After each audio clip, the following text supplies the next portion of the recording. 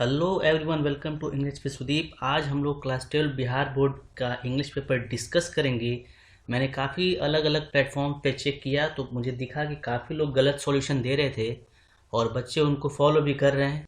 तो मुझे लगा कि मैं अपनी तरफ से एक वीडियो डाल देता हूँ। आप इसको क्रॉस चेक बिल्कुल 100% कर सकते हो। मैं जो बताऊँगा सही ही बताऊँगा, अदरवाइज़ जो नहीं आएगा मुझे मैं उसको स्किप कर दूँगा। ठीक है, तो चलो पहला क्वेश्चन लेते हैं। फर्स्ट क्वेश्चन है हमारा, he is attentive dash his duty. ठीक है, ऑप्शन है टू, बाई, फॉर, ऑफ। तो अटेंटिव एक ऐसा वर्ड होता है जिसके बाद या तो आप टू लगाते हो या फिर अपॉन लगाते हो। तो टू यहाँ पे दिख रहा है मुझे। ठीक है, फिक्स प्रीपोजिशन टाइप का ये पैटर्न चलता है।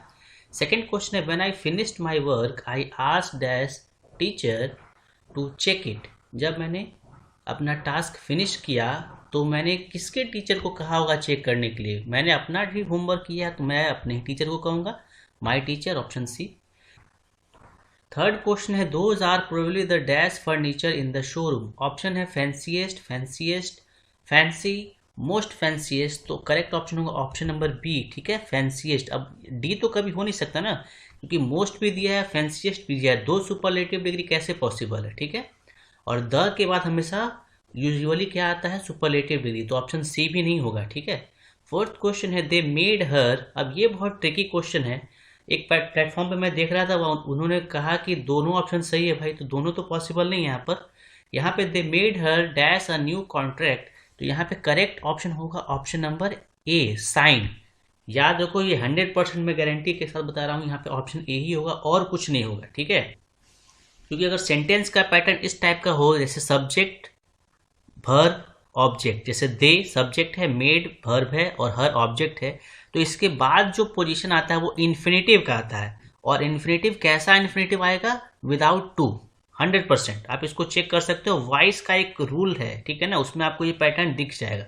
नेक्स्ट क्वेश्चन पे आते हैं। Catching the earlier train will give us the dash to do some shopping.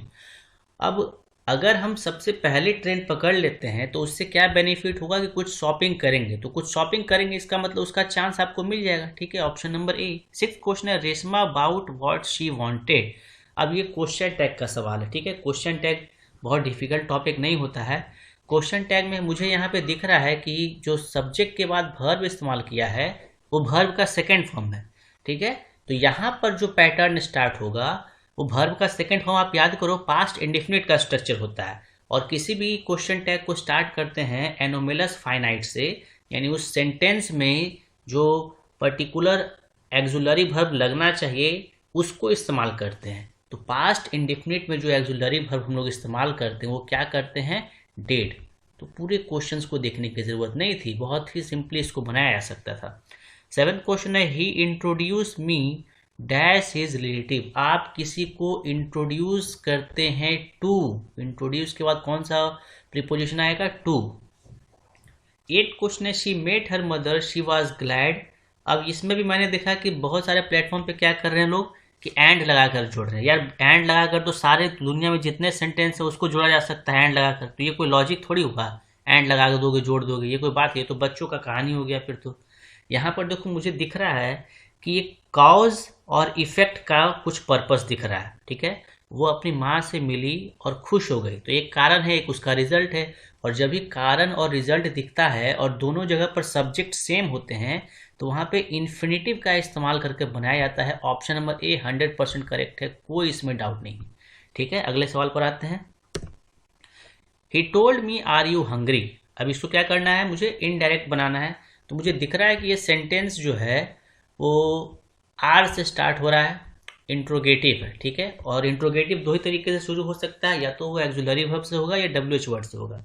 और अगर डब्ल्यू एच वर्ड से नहीं होकर वो एक्सुलरी वर्ब से हो रहा है तो इनडायरेक्ट बनाते समय मैं इफ़ का इस्तेमाल करूंगा। ठीक है, तो आप देखो आप किस किस ऑप्शन में हो रहा है, ए बी सी, इन तीनों में इफ़ से इस्तेमाल हो रहा है, तो इन तीनों को लेते हैं। डी ऑप्शन तो बाहर हो गया।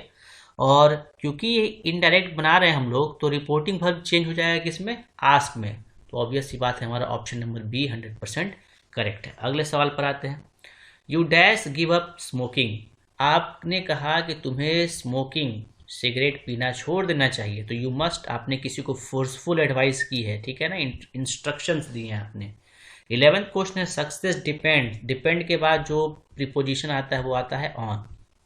12th क्वेश्चन है, ही dash a thief last night. भाई ये तो बहुत आसान सा सवाल था। लास्ट नाइट जो है, कभी भी हम लोग देखते हैं ना कि यहाँ पे पास्ट एडवर्ब ऑफ टाइम दिया हुआ है, लास्ट नाइट, यस्टरडे, अगो, ठीक है। और कोई काम अगर कंटिन्यू फॉर्म में नहीं है और पास्ट एडवर्ब ऑफ टाइम दिया हुआ है तो उसमें हमेशा और हमेशा वर्ब का सेकेंड फॉर्म ही इस्तेमाल होगा, ठीक है। अगले सवाल पर आते हैं। The synonym of show, show का सिनोनिम, सिनोनिम कहते हैं कि समानार्थी शब्द, ठीक है ना। तो शो का समानार्थी शब्द क्या होता है? एग्जिबिट, एग्जीबिशन आप लोगों ने सुना। 14th क्वेश्चन है, by whom was the bird killed. अब इसको क्या करना है? एक्टिव बनाना है। तो मुझे दिख रहा है कि उसने क्या किया है, वॉज का इस्तेमाल किया है पैसिव बनाते समय। इसका मतलब हमें जो स्ट्रक्चर चाहिए वो चाहिए सब्जेक्ट के बाद वर्ब का सेकेंड फॉर्म, और ऑप्शन नंबर सी जो है वो उसी पैटर्न को फॉलो कर रहा है। 15th क्वेश्चन है, the antonym of natural is. Natural का एंटोनिम, एंटोनिम मतलब उल्टा, तो जो नेचुरल होता है प्राकृतिक, उसका अपोजिट क्या होता है? आर्टिफिशियल, ठीक है ना। 16th क्वेश्चन है, our part is beset. Beset जो है, अभी मैं गारंटी के साथ कह रहा हूँ बहुत सारे लोग इसको लेकर कंफ्यूज हो गए होंगे, और होना भी चाहिए बच्चों को। इतना डीप पढ़ाने का मौका हम लोगों को मिला ही नहीं इस बार, और बच्चे अपने से प्रिपरेशन कर नहीं पाए बेहतर तरीके से। तो कोई दिक्कत नहीं है, आपके पास 100 ऑप्शन थे। आप याद रखो, बी सेट के बाद जो प्रिपोजिशन फॉलो होता है वो विथ होता है, ठीक है। अगले सवाल पर आते हैं। I dash you to read the books carefully. आप किसी को क्या करते हो? एडवाइस करते हो। एडवाइस के दो स्पेलिंग है, लेकिन सी नहीं होगा। इसीलिए नहीं होगा क्योंकि सब्जेक्ट के बाद जो पोजीशन आता है वो आता है वर्ब का, और एडवाइस जिसमें एस रहता है वो वर्ब होता है, और एडवाइस जिसमें सी रहता है वो नाउन का काम करता है, ठीक है। मैंने एक वीडियो ऑलरेडी बना रखा है कंफ्यूजिंग वर्ड्स का, आप चेक कर सकते हो उसको। नेक्स्ट क्वेश्चन पे आते हैं। Dash I could sing I would have संग, ठीक है। अब यहाँ पे ये जो स्टेटमेंट बन रहा है वो कंडीशनल बन रहा है, और कंडीशनल सेंटेंस में किसका इस्तेमाल करते हैं? इफ का, ठीक है। 19th क्वेश्चन है, I would have bought a new car for her but it dash too expensive. मैं उसके लिए एक महंगी कार खरीदता, लेकिन वो क्या था? काफ़ी एक्सपेंसिव था, ठीक है ना। इट के बाद वर्ड तो लगेगा नहीं। इट के बाद वर्ड कब लगता है? अगर वो इमेजिनेटिव स्टेटमेंट हो, ठीक है। अब 20th क्वेश्चन है, the aeroplane flies faster than birds. इसको सिर्फ नेगेटिव बनाना है, ध्यान से देखो, नेगेटिव बनाने को कह रहा है, ट्रांसफॉर्म करने को नहीं कह रहा। तो सब्जेक्ट के बाद मुझे दिख रहा है फ्लाइज, जो कि वर्ब का फिफ्थ फॉर्म है, और अगर फिफ्थ फॉर्म है यानी नेगेटिव बनाते समय किसका इस्तेमाल होगा? डू या डज का। यहाँ पे डज का होगा क्योंकि सब्जेक्ट सिंगुलर है, तो ऑप्शन नंबर ए हमारा जो है बिल्कुल करेक्ट है। 21 question, he was brought dash by his aunt after his mother's death. तो ब्राउड के बाद लगता है अप, पालन पोषण करना, ब्रिंग अप, ठीक है ना। अगले सवाल पे आते हैं। 22 नंबर क्वेश्चन है, चूज द इनकरेक्ट। इनकरेक्ट हमें चूज करना है यहाँ पे। तो Holi falls in March 100% correct है। Do you like cricket correct है। ही स्पीक्स इंग्लिश करेक्ट है। अब इसमें जो है डी ऑप्शन होगा। आप कहोगे भाई इसमें क्या प्रॉब्लम दिख रही है? तो इसमें प्रॉब्लम दिख रहा है जो डियर शब्द है ना, डियर्स, वो डियर्स नहीं होगा। कुछ पर्टिकुलर नाउन ऐसे होते हैं जिनको प्लूरल बनाने के लिए एस नहीं लगाना पड़ता, जैसे शीप, SHEEP, और एक डियर भी उसी कैटेगरी में आता है। डियर को डियर्स नहीं लिखते, ठीक है ना। फिश को फिशेज नहीं लिखते, लिखते स्पेशल केसेस में, यहाँ नहीं होगा, ठीक है ना। 23 नंबर क्वेश्चन है, कीप क्वाइट, शांत रहो। क्यों? क्योंकि हम लोग क्या कर रहे हैं? रेडियो सुन रहे हैं, आर लिसनिंग। 24 क्वेश्चन है, choose the correctly spelled word. सही वर्ड चुनना था। अब इतना तो यार तुम कर सकते हो। देखो एग्जाम में क्वेश्चन टफ जरूर आया था, टफ नहीं, मैं उसको मॉडरेट से टफ कहूँगा, लेकिन आपको अगर बेसिक पता है तो आप आराम से 50 में 50 बना सकते हो। नहीं एटलीस्ट आप 48 तो कर ही सकते थे, इतना भी टफ नहीं बनाओ यार पेपर को, ठीक है ना। फर्दर का स्पेलिंग ये होता है। 25 नंबर क्वेश्चन है, this nonsense will not be tolerated by me. क्या करना है? इसको एक्टिव बनाना है। Active banana which means I से स्टार्ट होगा क्योंकि यहाँ पे एजेंट मी है, ठीक है। और विल के बाद बी का इस्तेमाल किया है, इसका मतलब जो हमारा स्टेटमेंट है वो ऑप्शन नंबर बी करेक्ट है, ठीक है ना। मॉडल वर्ब वाला क्वेश्चन ही है। अगले सवाल पर आते हैं। We dash our 26 number question है, we dash keep our country free from racial prejudices, ठीक है ना। मतलब नस्ल के आधार पर जो हम विचार बना लेते हैं, इस सोच को हमें क्या करना है? फ्री करना है। तो क्या करना पड़ेगा यहाँ पे? एक एडवाइस है ना, आप किसी को फोर्स नहीं कर सकते हो, ठीक है ना। 27 नंबर क्वेश्चन है, हैव यू डैश हिम। तो हैव के बाद अगर कोई वर्ब पुट करना है तो ऑब्वियस सी बात है वो वर्ब का थर्ड फॉर्म होगा। ये सारे सवाल मैं होप कर रहा हूँ कि आपने सही करे होंगे। 28 नंबर क्वेश्चन है, he told the boys not to sit there, क्या करना है इसको, नरेशन बनाना है। अच्छा, नरेशन बनाना है और ये दिख रहा है मुझे इम्परेटिव, तो इम्परेटिव अगर दिख रहा है तो ऑप्शन नंबर डी यहाँ पे करेक्ट होगा। किसी भी इम्परेटिव स्टेटमेंट को डायरेक्ट स्टार्ट करने के लिए डोंट से स्टार्ट करते हैं, ठीक है ना, डजंट नहीं, डिडंट नहीं, ठीक है। 29 नंबर क्वेश्चन है, do you dash your first teacher, do you do, ठीक है ना, तो डू और डज के बाद वर्ब का फर्स्ट फॉर्म आता है, इसका मतलब रिमेंबर यहाँ पे करेक्ट ऑप्शन है। अगले सवाल पर आते हैं, after his death the seat remained vacant, vacant से कह रहा है हमें कि उसका करेक्ट मीनिंग ढूंढना है। वैकेंट का मतलब क्या होता है, खाली, ठीक है ना, वैकेंसी वर्ड सुने होगे आप लोग। 31 क्वेश्चन है, choose the correct sentence, sentence correct choose करना है। She will return to India tomorrow, she return to India tomorrow, she has already return to India tomorrow, और डी ऑप्शन है she had return to India tomorrow. Tomorrow शब्द को देखकर हमें भविष्य की होने वाली कोई इवेंट को देखना है, therefore option number A correct है यहाँ पर। 32 क्वेश्चन है, dash is bad for health, यार ये तो सबका करेक्ट हुआ होगा, हर एक जगह पर लिखा हुआ रहता है ये सड़कों पर, ठीक है ना। 33 क्वेश्चन है, Holi is dash important festival, तो होली एक एन इम्पॉर्टेंट, ठीक है ना। 34 क्वेश्चन है, करेक्टली स्पेल्ड ढूंढना है। अब देखो ये इसमें कोई गलती करेगा तो क्या किया जा सकता है बताओ, एक्चुअल तो यहाँ पे करेक्ट। नेक्स्ट क्वेश्चन पे आते हैं, I will never forget this experience, क्या करना है इसको, पैसिव बनाना है, ठीक है ना, पैसिव बनाना है और विल का इस्तेमाल किया यानी मॉडल वर्ब, और मॉडल वर्ब का जब हम पैसिव बनाते हैं तो बी का इस्तेमाल करते हैं, बी ई बी का। कौन सा ऑप्शन ऐसा है जिसमें देखो तो विल के बाद बी आया है, ऑप्शन नंबर सी है या नहीं है, बिल्कुल, ठीक है। अगले सवाल पे आते हैं, 36, one who dies for a noble cause is, कोई भी अगर नोबल कॉज अच्छे काम के लिए अगर कोई शहीद होता है, मरता है, तो उसे क्या करते हैं, मार्टियर कहते हैं, शहीद।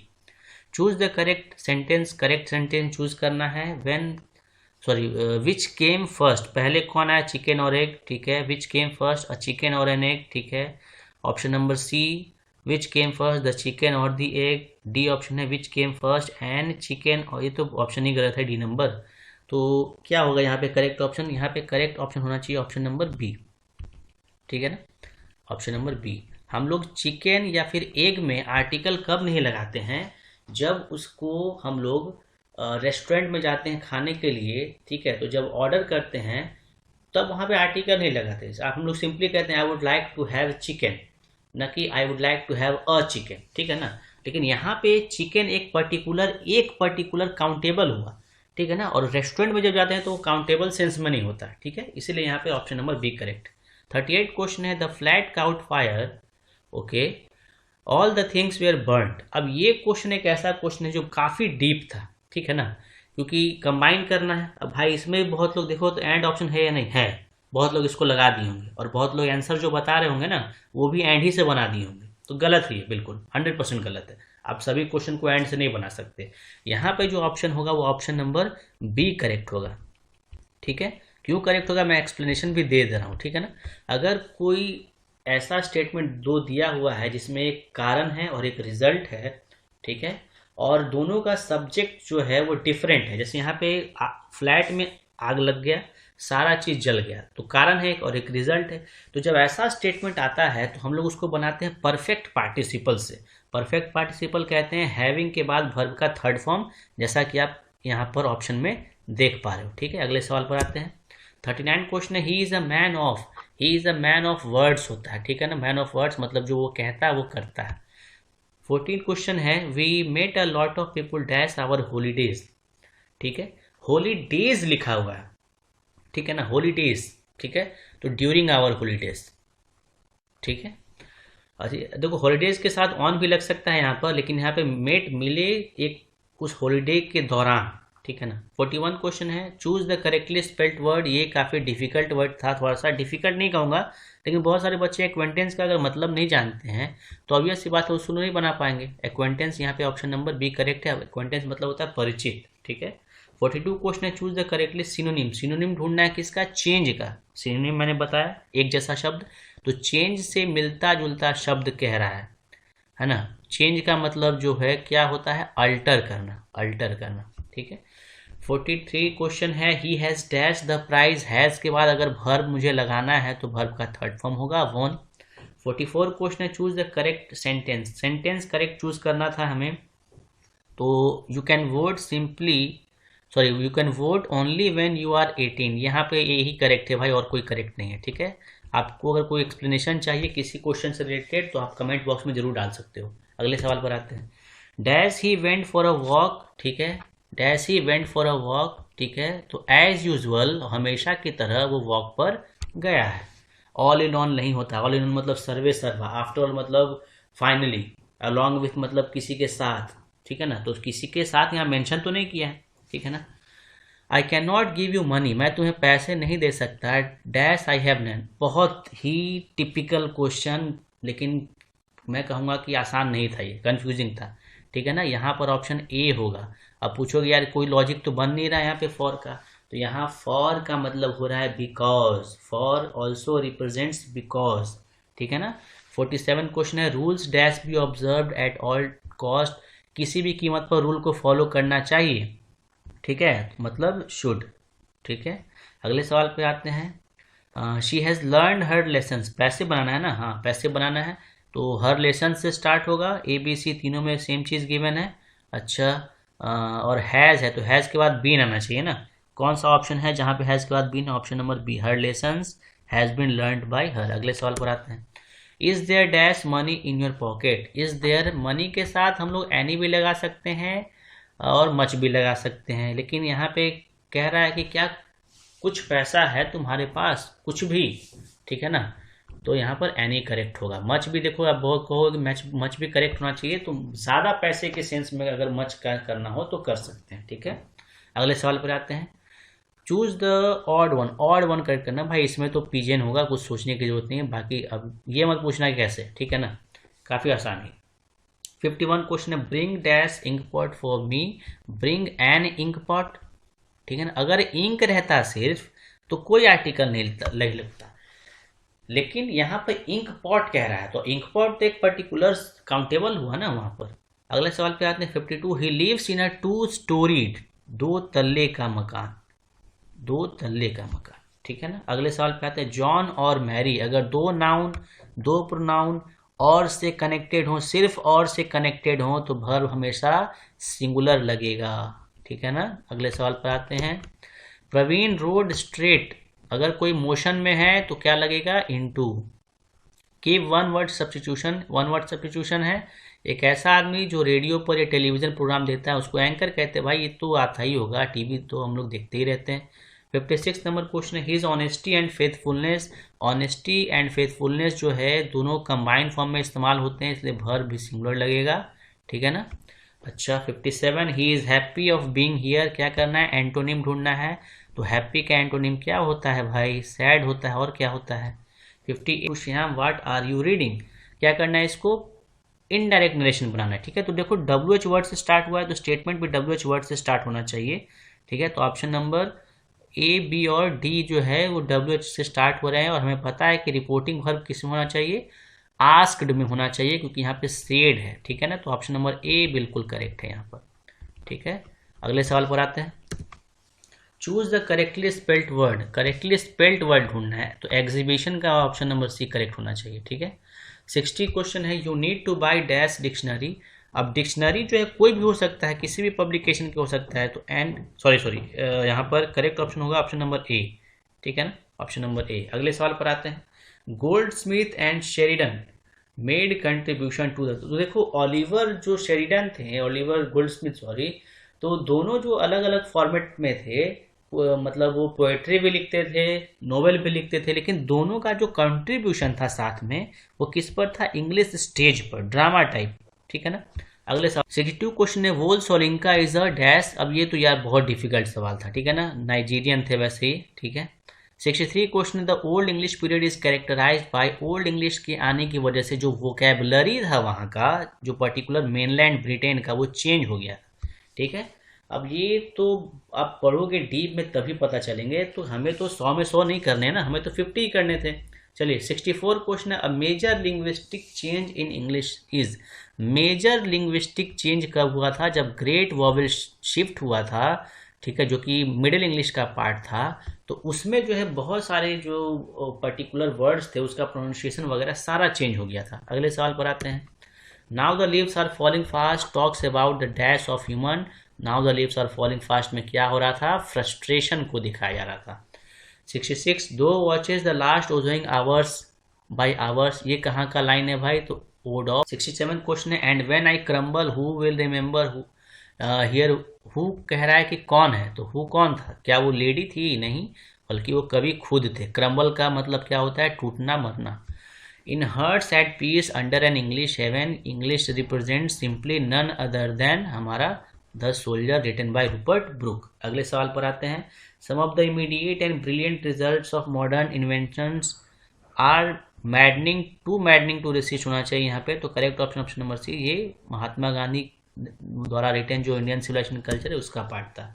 70 क्वेश्चन है India was a part of background of, ठीक है, किसके बैकग्राउंड का हिस्सा था वो, तो पर्ल्सबर्ग के जीवन के बैकग्राउंड का था, क्योंकि उनके यहाँ जो डॉक्टर रहते थे वो और उनकी वाइफ जो है वो क्या थे, इंडियन थे, तो इंडिया से रिलेटेड कहानियाँ जो है उनके लाइफ का हिस्सा थी। इमेंसिपेशन प्रोक्लेमेशन जो है उसने नेगरों को क्या दिया, स्लेवरी दिया, कैप्टिविटी दिया, डिस्पेयर दिया, या फिर फ्रीडम फ्रॉम स्लेवरी दिया। तो देखो दिया था क्या, freedom from slavery.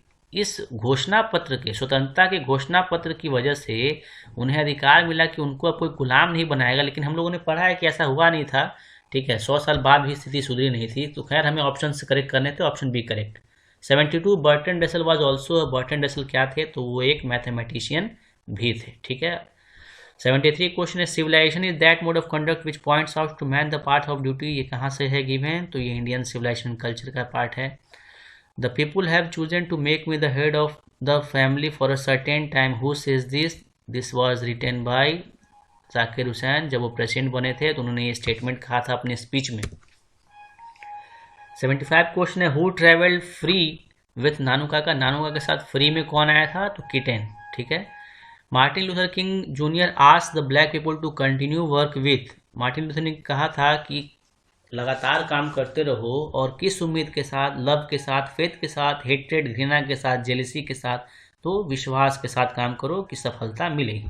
77 number question है इंग्लिश लिटरेचर इज, 77 क्वेश्चन है English language is dash than Sanskrit and Persian, Sanskrit और पर्शियन के कंपैरिजन में इंग्लिश लैंग्वेज क्या है। अब देखो ये बुक में पढ़ना था, जो पतली सी बुक आती है स्टोरी ऑफ इंग्लिश, लेकिन बहुत लोग पढ़ नहीं पाए, समय ही नहीं मिला, लेकिन यहाँ पे गेस किया जा सकता था अगर आपने थोड़ा सा रिस्क लिया है, तो मैं बता देता हूँ करेक्ट आंसर यहाँ पे यंगर होगा, ठीक है ना, क्योंकि संस्कृत और पर्शियन जो है काफ़ी पुरानी भाषा थी, उसके कंपेरिजन में इंग्लिश जो है कुछ नहीं था।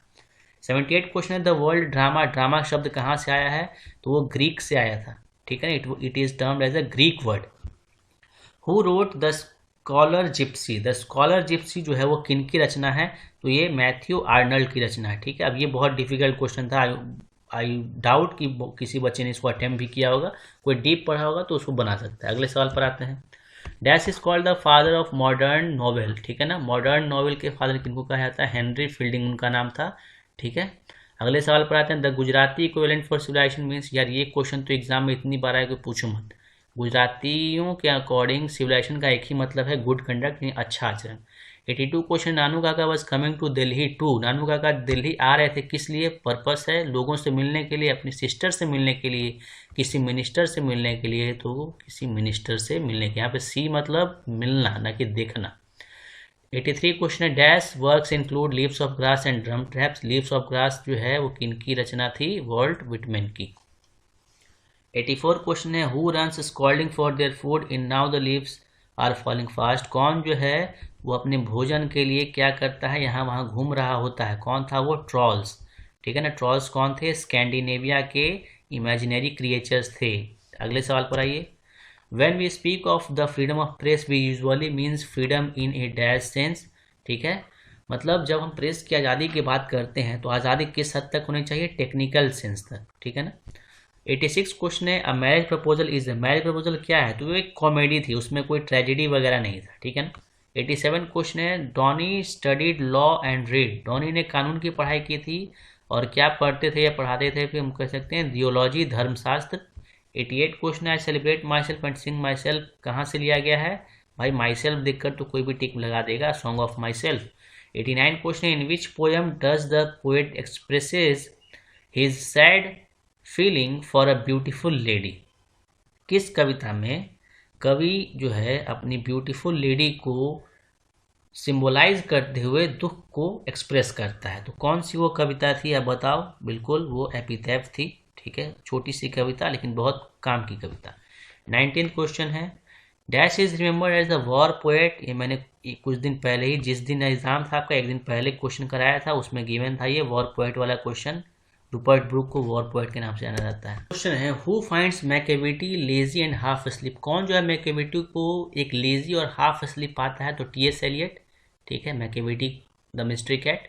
DH Lawrence exhales the value of primitive life in. D H Lawrence ने हमारे मानवीय जो पौराणिक मतलब प्रिमिटिव मतलब जो पहले का जो ज्ञान था, वो जो विचार थे, उनको एक्सप्रेस किया है किस कविता के थ्रू, तो स्नेक कविता के थ्रू। ठीक है, Macavity the mystery cat has been taken from, कहाँ से लिया गया था, Old Possum's Book of Practical Cats. कराया हुआ क्वेश्चन है मेरा।